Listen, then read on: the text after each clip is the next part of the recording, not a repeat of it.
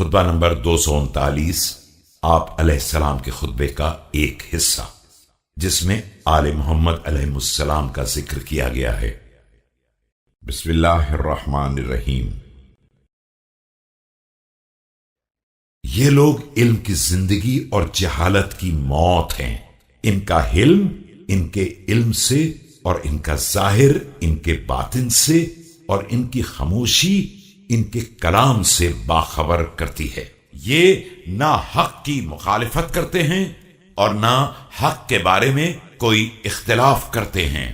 یہ اسلام کے ستون اور حفاظت کے مراکز ہیں۔